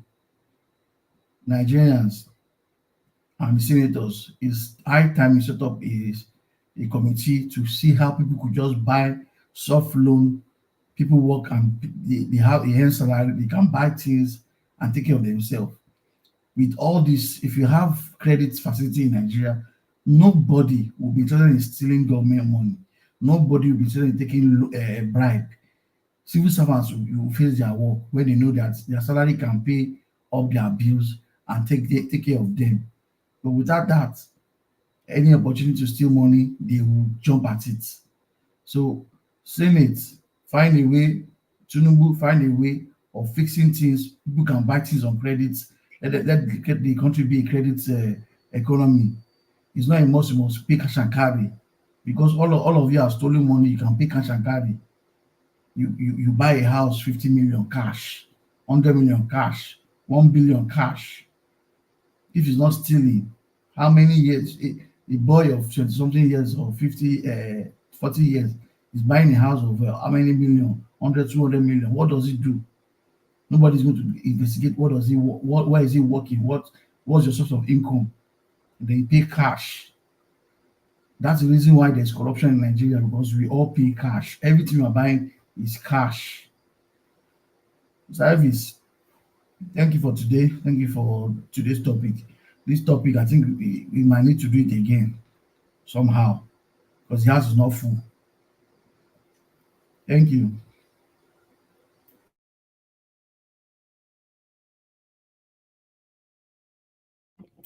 All right. Oga Mashallah, may God bless you. Thank you very much for coming in today. Thanks for your final submission as well. All right, let's go to someone else. But before that, let me continue to ask for my like by people. Press on that like button. You don't know, say, when it comes to that like, I must ask for them every day. You know, press. In fact, I dey remember to ask for like than subscribe. For now, notice for this platform, I know they remember to tell people when they subscribe to me. But that like, because I want to make our voice go far. That is the most important part of this broadcast. You know, let our submission go far. You never know. You know, it can change so many things. All right, guys. Let's move on now to Mr. Oduwa. Mr. Oduwa, sir, thank you very much for joining us today. It's good to have you here. Give us your final submission, sir. Okay, thank you, Mr. I will thank our brother who just spoke last because I really love his submission. And of a truth, what we lack is the policy to guide people in the right path. And it's because the people that who occupy the affair are the people who work against the indigenous of the people for benefit of the British. So that is why we are having all this kind of life our people are facing as government. Well, anyway, I wish our brother they call Nobel who win Nobel Prize really learned as they claim, and this our Sam who have now passed away. All of them put their hands together. Those one will have be the people who will have put policy that will have make betterness. And our Baba Fela, those are the people who will have make a better policies for us. Anyway, since we have this one here now, I will correct one impression about government borrowing money. Nigeria are not poor because they don't have money. The Nigerians are poor because their brain of thinking lack unity. Okay, I will use example. Despite they don't mention name here, I bet I will mention names. What they call celebrities today, you will see one person, they just sing one song, they just dance one dance, they just talk one talk. They start calling him celebrity. Before you know, they start giving them millions. Then one person is buying Ferrari, buy Bugatti, buying this one in his house. We said Nigeria there is weaponized poverty. No. Nigeria wants to be poor because they are poor in their thinking. Now let's put these two brothers together that were Peter and Paul. that cannot go and build castle. That money they used to build castle, why do they not build it as a company for people to work? Now let's put Two-Face and whatever squad their team together. This is how white men develop. By the time you have one, let's put example of something that 5,000 is to open a company. And each person have 1,000, that is there are 5. If they bring 5, if they bring it together, it's become 5,000, then we open the company. And that company is very difficult to close because it is a multitude of people that open it. But when one person has 1,000 and need to open a company of 5,000, it will be looking for 4,000 and it will not see. That is the poverty Nigeria are today. The unity to do something, that is what we lack. The only policy that the government you need to have is, as many who will work in this place, this is their benefit, don't cheat them. But not the money to open the factory, that you did not borrow it from the government, is the no. It is because we have the money, but we lack the unity to make use of it. In this, I will use my place, Edo. We have boys who can come out, who can enter beer parlor and close it down. Not that to lock the store, but to empty the store so that the owner can bring another Guinness or Eniki can now bring another product.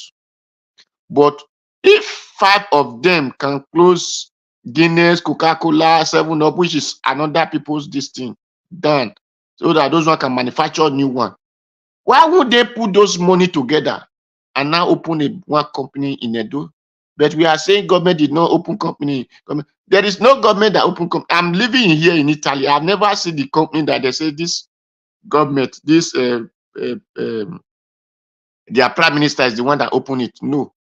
But it is community by community government we are seeing, or family come together and open companies. That is what we are seeing. So I've never found one person that say this is only the person that just opened this company. I've never found it. I'm living here in Italy. This is what we face, and this is why we have poverty, poor people that we are calling poor people in that place. Because this is where the reason I asked those who they said they graduate, they went and served UCO and this. I said their lecturer are not educated, not that them that they taught. Because if not, you will have known the reason of that service is for people to come together with different ideas, then with unity and put money in one purse to generate income. But rather they go there after everything, no ideas, no unity, no contact, finished. So Nigeria are not poor because the government are really poor, but Nigeria are poor because their mentality to achieve something is the one that is poor. So that is what we lack. And that is why the country are borrowing, keep on borrowing money, keep on borrowing, selling our resources that God give to us, using it to feed 5 or 10 or 300 out of 1 million people. So it is because the lack of unity in thinking and in physical or in practical. That is what Nigeria lack, and that is the poverty we are seeing. If Senate has their 36 or 100 or something, the House of Representatives, let's say 300, they are not even up to 2,000. But they will come together in unity and put millions of Nigerians into poverty. That is what the power of unity can cause. The power of unity for them to put us together into unity, poverty. It's supposed to, we still have that power of unity to drag them out and block them in the streets and tell them that this is our money. You need to use it in so and so things like this. But instead of we using that, we will be fighting against ourselves, arguing of Arsenal and Chelsea, arguing about Barcelona and Tottenham. We will leave our own problem that we need to solve with unity. That strength that we we need to put it together, but we use it to be arguing about the white man we did not have any connection with. So that is, it's not really that Nigeria are poor because it is only the Senate or the president. No, Nigeria are poor because the way we think is what is affecting us. So that is my humble submissions. Thank you. God bless everyone. All right, Mr. Mr. Elvis, Odua, thank you very Mr. much, sir. Elvis, Yes, sir. I want to make just one or two, say one or two things with respect to the last submission Okay, go ahead. that was made. Yes, the speaker talked about unity. Yes, unity is important. Unity is very vital. But there is also what we call the enabling environment. You can be united, fine. If you are united, but the laws are not there for you, it's not going to do anything. It's just the same thing as being, of course, we all know this popular saying that why is it that bad things happen to good people? People are nice. You can be nice. You see a fantastic family, nice family, with dignity and respect and everything, yet they are poor. Yet that family is still poor. And then you will see another family, they are notorious, wicked family, yet they are rich. They deal. So when we now bring it to the larger context of a country, yes, unity is important, the unity of the people. But the government must create the enabling environment. If the government make a law now and say that it is illegal for you to do this business, you can't do that business, because if you do it, you go to jail, you'll be prosecuted. And everybody knows that that law is needed. That law is a good law if it is actually, introduced or legislated. But the law is not there. It's not backing people up. So unity is one thing, fine. But government has a role to play. You can't take that out. If government has no role to play, then everybody can go to house. We don't need to be talking about this government or agitating or saying that they are. No. It is the most important thing. Let me tell you one thing. One law, not two, not one and a half, not one, not one third, not one quarter. One. Only one legislation can turn the fate of Nigerians around. One singular legislation that the Senate will sit now with the House of Assembly. They will sit now and they will create one singular law, and Nigeria will turn around. And that is the power of the enabling. That law, what that law will have done is that law will have succeeded in creating the enabling environment for people to thrive. For people to thrive. When you talk of people that are stealing Nigerian money now, those looters, we all know them. One law, one singular law can end it today, here and now. Implement a law, you steal Nigerian money, is death penalty. Just for example. For example, regardless who you are, it will reduce. Likely stealing Nigerian resources to armed robber. You steal Nigerian money and it is confirmed that you have stolen Nigeria. In fact, you come to government, everybody knows that you have one house. And after 1 year, you now have 10 houses. You are a dead meat. It will stop. What will make that happen? Legislation. That means government has created the enabling environment. So even if you have, good people around, they call it whistleblower. You see some good people, they will come and talk. Say, there's this man, this minister. There's one whistleblower in the ministry. Come out and go and say that the minister has stolen money. He has done this, he has done that. And at the end of the day, nothing happens because the laws are not there. So what am I saying in essence is that unity is needed, because when you are united, you can do much more. but without the enabling environment, in this case, is the laws, the legislation must be there, and that is the rule, and that power, that capacity is not in your hands, it's not in my hand, it is in the hands of the people that have been elected to represent us. It is in their hands to do that. And if they refuse to do that, we aren't going anywhere. That's just my submission on that. Just want to add to that. Thank you very much, Mr. Elvis. I appreciate it. All right. Thank you very much, God Jonathan, right there. I appreciate every one of you. We've come to the end of this broadcast today. Yes, like I said before, I don't want us to be, staying here more than 2 hours on Saturday and Sundays. If we can even remove Saturday or Sundays, I would have been very happy. But yeah, but 2 hours maximum is better. Thank you very much, my people. I appreciate every one of you that joined us today. Thank you for every one of you that have hit on that like button. For those of you that shared our videos, thank you very much. Love God is my strength for the super chat earlier on as well. Thank you very much. Those of you that joined the panel, those of you that I still have right here with us, Mr. Jonathan Kingsley, Omashola, Mr. Odua. Thank you very much, Madam Patricia. Thank you very much, my wonderful people. Now, God, I God bless you. Now, we've come to the end of this broadcast. Please help us to like before you leave. And for those of you that are going to be playing back this video later on, please endeavor to like, share our videos, hit on the super thanks to encourage what we're doing here. Join our membership program, subscribe to us, hit the notification bell to be notified whenever we are here so that we all can work together. Yeah, Cassava Junction, I can see right there saying that free Nnamdi Kanu, fortunately, is supposed to be freed yesterday, but the satanic Nigerian judiciary refused to free Nnamdi Kanu. Currently is on trial. I'm not sure how long that is going to be for. Let's continue to look and keep our fingers crossed for him.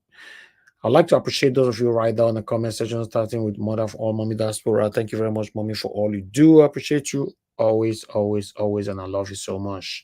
Thank you very much, my wonderful people right there. Cassava Junction, once again. Thank you, Madam Patricia Gunjumi. Thank you, Madam Stella in Masavedo. I can see you right there as well. Peggy Modi, thank you, my wonderful people. I appreciate every one of you. Thank you. I have Vitals. Thank you. Appreciate you. Thank you. Somebody is calling in, but we don't close. Why this late? But anyway, thank you very much for calling in. Your name and where you calling us from? My name is Tammy. I'm sorry I called very late. Very late. Thank you, ma'am. I will take your happy weekend. Thank you, ma'am. What I want to say is this. All this our big God them, like what Olisa Agbakoba is saying. I respect him before, but I no respect him again. He's supposed to have said this before. And what he was saying, you will see him is like a carpenter, cutting here, joining here, cutting here, joining here. That is not the way he should speak. He didn't speak out like, yes, I want to say the truth, whether I die or I live. It's still like, I want to, so that is the cutting and joining. He didn't say the truth. And the time he's supposed to speak, he didn't speak. He's speaking the time that is right for him. Thank God he has 3 houses in UK. His children are living good. How about those people behind in Nigeria that they don't have hope of if they'll get a job after they've graduated? So many, I have them in my house, my family, first class, no job. If you don't know a commissioner or come on a counselor, that is not the society we want. And for all the things he said, I am so sorry. He's talking to just pouring the water on the body of a dog fowl, like my mother used to say. They will shake it and the water will just go off. The person is calling. They are Babio, the Tinubu. They don't have anything to offer us. They don't have nothing. What they have is to amass themselves with the wealth of Nigeria and let the people go penury, go suffering, dying. Right now, anybody that is sick in Nigeria, I'm praying for them. Let them not be sick. Because anybody that is sick now buy, because no money to buy any medicine.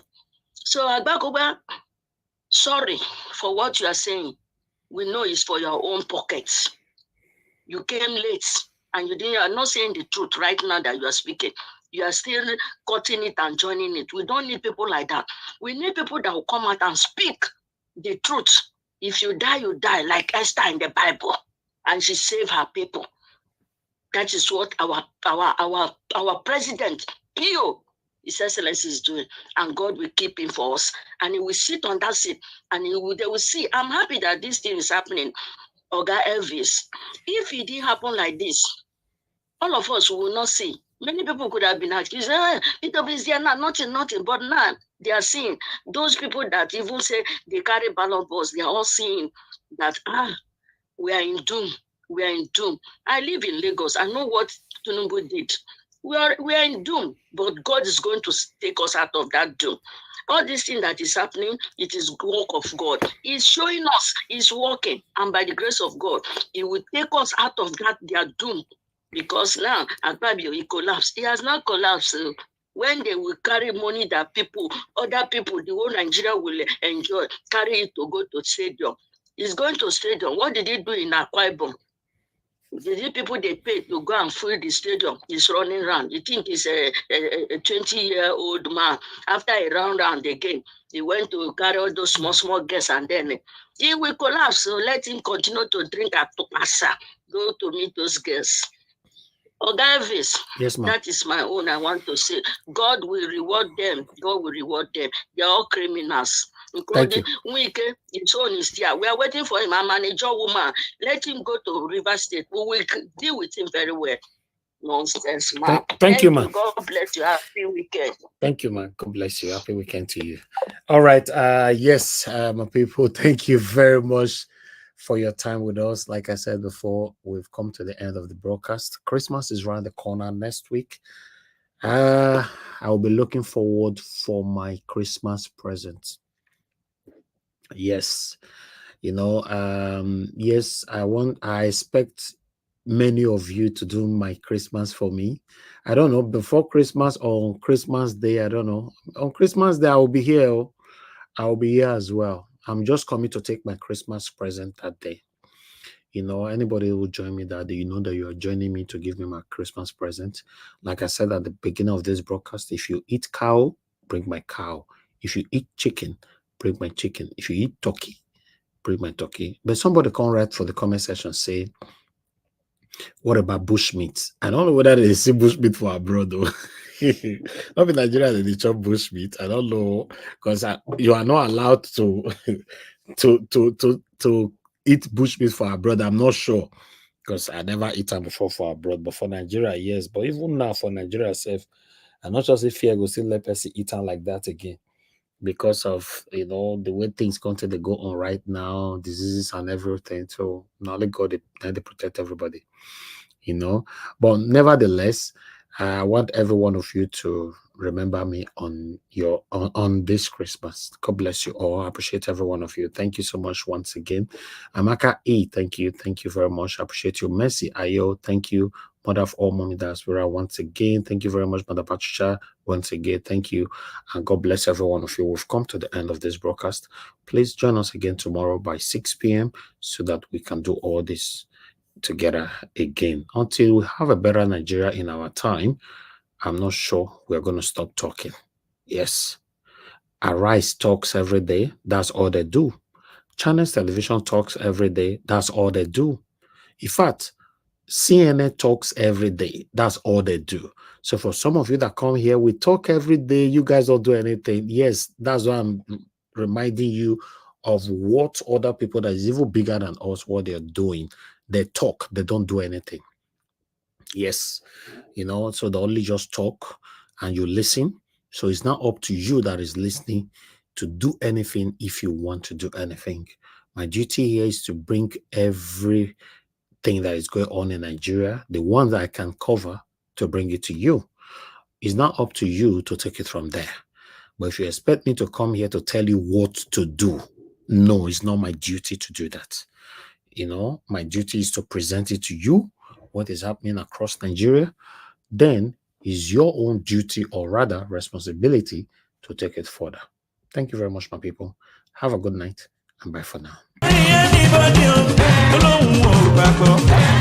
sọ fún pé lọ́gbàgbọ́ lọ́gbàgbọ́ lọ́gbàgbọ́ lọ́gbàgbọ́ lọ́gbàgbọ́ torí ìgbà tí bí Jésù láti wá gbà